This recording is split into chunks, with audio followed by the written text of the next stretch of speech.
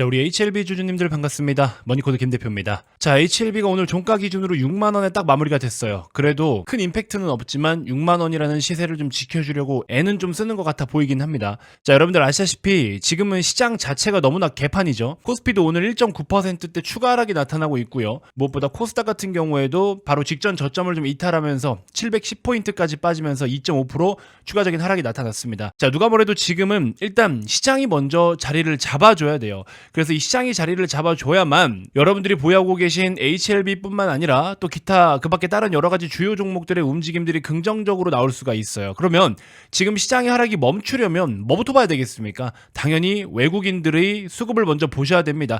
지금은 일단 외국인들의 매도가 어느 정도 좀 멈춰줘야 되고, 외국인들의 매도가 멈춘다라는 거는 지금 현재 악재로 작용하고 있는 내용들이 그래도 조금 브레이크가 걸린다라는 거겠죠. 그러면 상황이 이제 달라지고 반전이 생긴다라는 거예요. 그렇게 되면 이제 개인이 됐든 기관이 됐든 또 누군가가 밑에서 저가 매수하려고 새로운 수급들이 들어옵니다. 이렇게 돼야 시장이 어느 정도 지킬 건 지켜주고 또 튕길 건 튕기고 오를 건 오르고 하는데, 이거는 반전이라는 게 없고 일방적으로만 계속 매도를 하면서 두드려 패버리니까 매수를 해야 될 만한 메리트는 없고 매수를 해야 될 만한 이유는 없고 팔아야 되는 이유만 계속 생기니까 조금만 던져도 시장은 계속 줄줄 흘러내리는 거예요. 자, 그래서 어쨌든 여러분들도 투자를 하시는 분들이잖아요. HLB는 사실 개별 이슈만 기다리면 되는 거고, 근데 HLB뿐만 아니라 여러분들께서 다른 종목을 들고 계시면서도 지금 상당한 스트레스가 클 것 같고, 또 지금 이 상황에서 이유를 정확하게 알고 계시면 사실 좀 가만히 그냥 아무 생각 없이 버틸 수 있거든요. 근데 내용을 정확하게 모르시면 하루하루가 너무 고통스럽고 매번 단기적으로나 좀 크게 봤을 때나 직전 저점들을 깰 때마다 여러분들 공포감이 더 많이 따라오실 거예요. 자, 그래서 오늘은 내용을 좀 정확하게 말씀을 드리고 꼭 넘어가야 될 것 같아요. 그래서 영상마다 말씀드리지만 이 시장에 대한 거, 외부적인 영향, 산업에 대한 거, 이런 모든 것들이 HLB뿐만 아니라 여러분들이 들고 계신 그 어떤 개별 주식에 모두 다 수급적인 거, 시세적인 거 영향을 줍니다. 자, 그렇기 때문에 이번 영상 되게 중요하게 지금 시장을 꼭 아셔야 되기 때문에, 그리고 댓글에 그동안의 머니코드를 굉장히 열심히 시청해 주시는 그 열혈 시청자분들께서도 시장과 시황에 대해서 좀 다뤄달라 이렇게 요청을 하셨어요. 자, 그래서 오늘 굉장히 중요한 내용을 좀 다뤄드리도록 할 테니까 여러분들 좀 무게감 있게 끝까지 진지하게 시청을 좀 해주셨으면 좋겠습니다. 자, 바로 본론으로 들어가서 몇 가지 이야기를 좀 나눠보도록 할게요. 어쨌든 뭐 결과론적일 수밖에 없겠지만 대한민국 시장 진짜 지금 처참합니다. 사실 저는 이 영상 후반에 보시면 또 아시겠지만 그럼에도 불구하고 앞으로 다음 스텝을 굉장히 긍정적으로 보고 있기는 한데요. 어쨌든 지금 당장 단기적으로 빠지고 있는 이런 시세의 흐름들이 솔직히 말하면 말이 안 돼요. 조금 오버해서 과하게 빠지는 부분들도 없지 않아 있습니다. 그러니까 자꾸 사람들이 미국장 가야 된다, 미국장 가야 된다 이러는데, 어쨌든 한국장 구조와 환경부터 빠르게 개선을 할 필요는 있다라는 생각이 분명하게 듭니다. 이건 뭐 정치인들이나 금융당국이 해줘야 될 문제겠죠? 자, 어쨌든 계속해서 시장이 좀 개판인 이유에 대해서 여러분들께 설명을 드려보도록 할 거고, 더불어 동시에 시장에서 주요 투자 포인트들 지금 어떤 걸 체크를 해야 되는지에 대해서도 함께 빠르게 짚어드리도록 하겠습니다. 자, 첫 번째, 이 키워드 다 들어보셨죠? 트럼프 트레이드.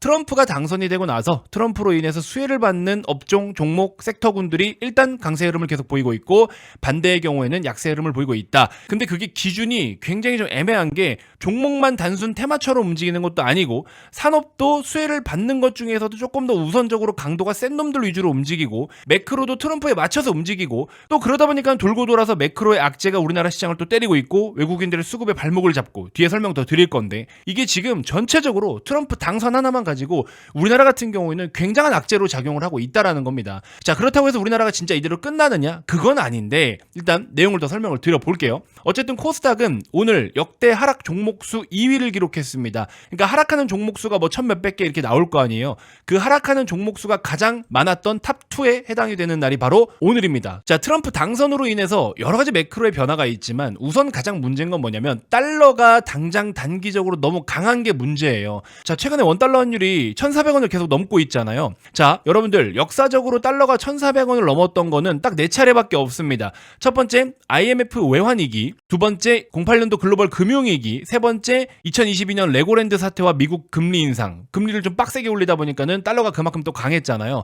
그리고 지금 현재 최근 트럼프 당선 이후. 자, 그러면 잘 보세요 여러분들. 1번 2번 같은 경우에는 위기가 맞죠. 레고랜드도 굳이 따지고 보면 위기라면 위기일 수 있는데, 어쨌든 우리나라 원화가 약해지면서 이제 미국이 강해진 상태니까 1, 2번에 비해서는 규모는 좀 작을 수 있지만 어쨌든 달러가 1,400원을 넘어갔었고요. 그리고 지금 현재인데, 여러분들도 이 정도는 알고 계시겠지만 일단 물론 지금 당장 위기인 상황은 아니에요. 이러한 강달러 기조가 적어도 언제까지 이어질 것 같느냐? 최대로 본다면 트럼프 취임까지라고 저는 생각이 듭니다. 그래서 트럼프 취임이 1월 20일이기 때문에 이 이전까지는 이런 흐름들이 계속될 가능성도 있어요. 물론 무조건 간다라는 건 아니지만 어쨌든 최대로는 이 정도 기간을 염두는 해야 된다라는 거고, 그리고 또 우크라이나 러시아 전쟁 같은 경우에도 최근에 트럼프가 취임을 하고 나서 24시간 이내에 전쟁을 멈추겠다 이런 이야기를 했었잖아요. 중요한 거는 취임 이전에는 전쟁을 멈추려고 하지 않을 거예요. 굳이 그럴 필요도 없을 뿐더러 내가 전쟁을 멈췄다라는 타이틀이 필요한 사람이기 때문에 취임 이후에 해결을 하려고 나설 겁니다. 자, 그렇기 때문에 우크라이나 재건 관련된 테마주들도 요즘에 움직임이 굉장히 좋잖아요. 그러면 그 흐름이 취임 전후까지만 딱 그렇게 움직일 거다라는 거죠. 이런 식으로 좀 느낌을 파악할 수가 있습니다. 자, 어쨌든 중요한 건 달러가 강하니까 외국인들은 삼성을 들고만 있어도, 삼성이 제자리에 시세가 가만히 멈춰만 있어도 환율 때문에 손해를 보게 돼요. 그러니까 당연히 줄줄이 매도가 나올 수밖에 없는 상황이겠죠. 자, 그리고 또 진짜 쇼킹적인 게 뭔지 아십니까, 여러분들? 어이가 없는데요. 현재 코스피 시가총액이 2,000조입니다. 근데 테슬라 한 놈의 시가총액이 1,600조예요. 진짜 우리나라 너무 창피하지 않나요? 자, 그러나 테슬라와 삼성전자는 각각 미국장, 한국장에서 트럼프 기준으로 호재를 맞는 종목이고 악재로 반영되는 종목이잖아요. 그렇기 때문에 반대로 방향이 움직일 수밖에 없는 상황이겠죠. 그래서 미국은 자꾸 신고가 가고 한국은 자꾸 신저가 가는 이유가 바로 여기 있습니다.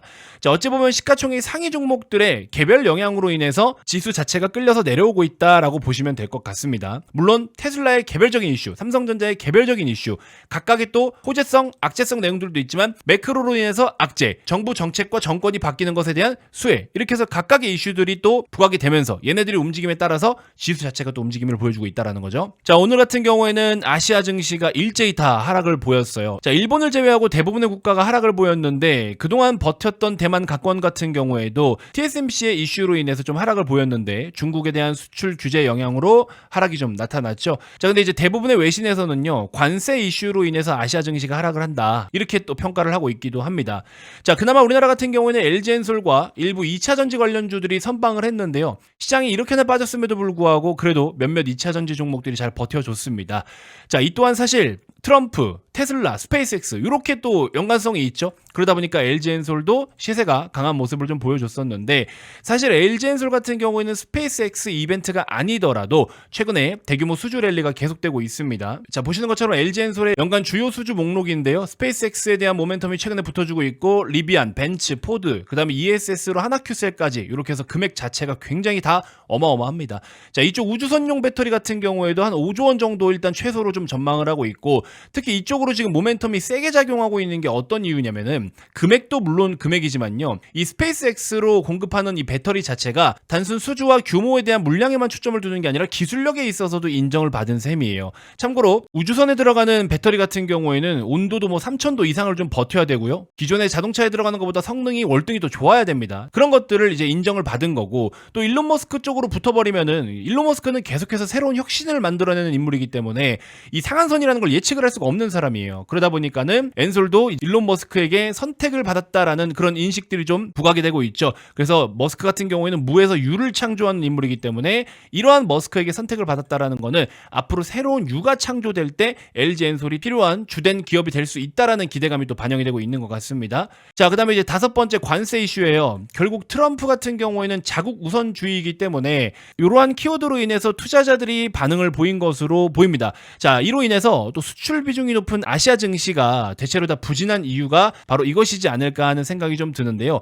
다만 관세라든지 트럼프 정책에 과하게 반응한 측면도 모든 산업을 미국에서 다 커버하기는 어렵다라고 봐야 됩니다. 관세 이슈로 등락을 보였던 그런 섹터들을 이야기하는 거예요. 어쨌든 미국은 이렇게 관세를 매기든 뭐가 됐든 최대 견제 대상은 중국이다라는 점, 그래서 실제로 우리가 직접적으로 데미지를 크게 받을 만한 그런 관세는 시장이 우려하는 것 대비해서 크지는 않을 것으로 예상이 됩니다. 자, 당장은 어쨌든 외국인들의 매도세에 대한 진정 확인이 좀 필요할 것 같고, 일단 수급이 우선적으로 완화가 되어야 저점 매수가 유입이 될 것 같습니다. 시장이 일단 브레이크가 먼저 걸려줘야 되는 상황입니다. 자, 근데 그러기에는 또 우선적으로 달러가 꺾여줘야 되겠죠. 당장 달러가 그동안에 강했던 이유를 뒤로하고 역방향으로 꺾여버릴 일은 좀 적다라고 생각이 듭니다. 그러나 지금처럼 강달러가 단순 센티적인 상황으로만 추세를 이어간다면 이건 정부에서도 손을 쓸 거예요. 환율에 개입을 해서 컨트롤을 하게 될 겁니다. 그래서 여기서 조금만 더 오르면 정부에서 손을 쓰게 될 거예요.